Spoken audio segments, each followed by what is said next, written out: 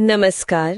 आज हम बात कर रहे हैं अरुंधति रॉय के बहुत चर्चित पहले उपन्यास the God of small things पर।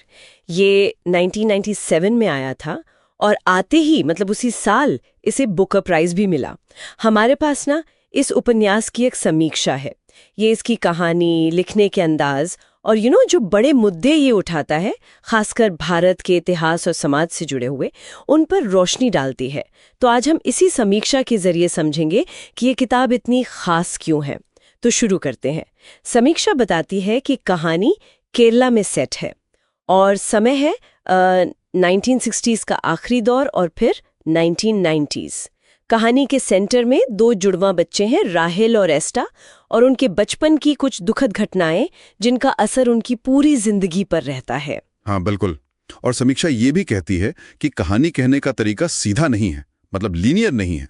ये आगे पीछे होती रहती हैं, जैसे यादें काम करती हैं ना। समीक्षा मानती है कि शुरुआत में शायद ये पढ़ने वाले को थोड़ा मुश्किल लगे, पर इसी तरीके से वो जो अतीत का बोझ है और वर्तमान पर उसका असर, वो ज्यादा गहराई से महसूस होता है। अच्छा, ये किरदारों की जो टूटी फूटी जिंदगी है ना, उसको दिखाने का एक तरीका है। मतलब कहानी के अलावा मुझे लगता है समीक्षा लिखने के तरीके पे भी काफी जोर दे रही है। हाँ बिल्कुल। अरुंधति रॉय की जो लिखने की शैली है उसे काफी अलग बताया गया है। समीक्षा उसे कहती है काव्यात्मक, मतलब पोएटिक, खंडित, जैसे टुकड़ों में बटी हुई और सोचने पर मजबूर करने वाली। खास बात यह है कि भाषा के साथ बहुत एक्सपेरिमेंट्स हैं। कहीं शब्द बड़े चंचल लगते हैं, बचपन की मासूमियत दिखाते हैं, तो कहीं वही भाषा बहुत दर्द और तकलीफ बयां करती है। अच्छा, समीक्षा के हिसाब से ये सिर्फ स्टाइल के लिए नहीं है, ये कहानी के एहसास को बनाने का एक बहुत जरूरी हिस्सा है। छोटी छोटी डिटेल्स पर बहुत ध्यान दिया गया है। और इसी अनोखी शैली से वो बड़े गंभीर मुद्दे उठाती हैं, है ना, जैसे प्यार, जाति, राजनीति। सही कहा। समीक्षा बताती है कि उपन्यास के बिल्कुल केंद्र में एक त्रासदी है और वो जुड़ी है प्रेम कानूनों के टूटने से। प्रेम कानून? हाँ, ये वो सामाजिक नियम हैं जो तय करते हैं कि मतलब समाज तय करता है कि किससे प्यार किया जाना चाहिए और कैसे और कितना।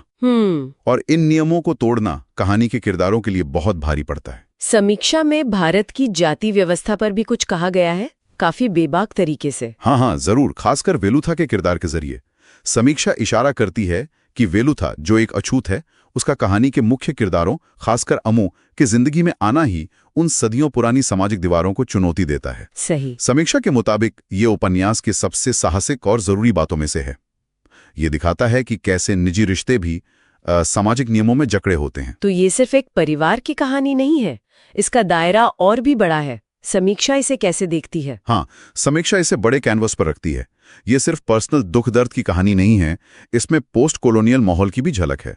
मतलब अंग्रेजों के जाने के बाद भारतीय समाज पर जो असर पड़े, अच्छा, उसकी भी बात है। कहानी परिवार में पीढ़ी दर पीढ़ी चलने वाले ट्रॉमा को भी कुरेदती है। समीक्षा कहती है कि राहेल और एस्ट्रा का जो जुड़वा रिश्ता है, उनकी मां अम्मू की आजादी की जो तड़प है, और विलुथा का वो खामोश लेकिन बहुत शक्तिशाली प्रतिरोध, ये सब कहानी के बहुत यादगार पहलू हैं।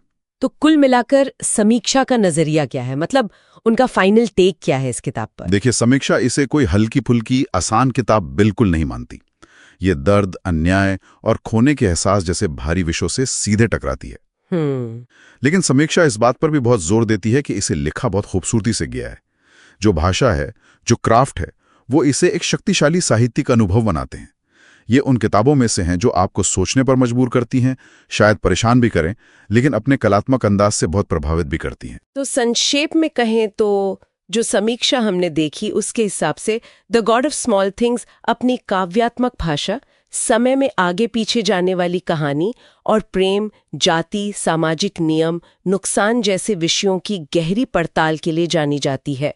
ये बुकर विनर उपन्यास इस बात की कहानी है कि कैसे छोटी छोटी लगने वाली चीजें जिंदगी पर कितना बड़ा और गहरा असर डाल सकती हैं। और यहीं से एक दिलचस्प सवाल उठता है ना? उपन्यास का टाइटल और कहानी दोनों ही छोटी चीजों पर बहुत जोर देते हैं। तो इस चर्चा के बाद शायद ये सोचने वाली बात हो सकती है कि हमारी अपनी जिंदगियों में वो कौन सी आपात मामूली या छोटी चीजें हैं जिनका अनजाने में हम पर या हमारे आसपास बड़ा असर पड़ जाता है, या जिनके शायद गहरे मायने होते हैं, जिनके बारे में हम सोचते नहीं।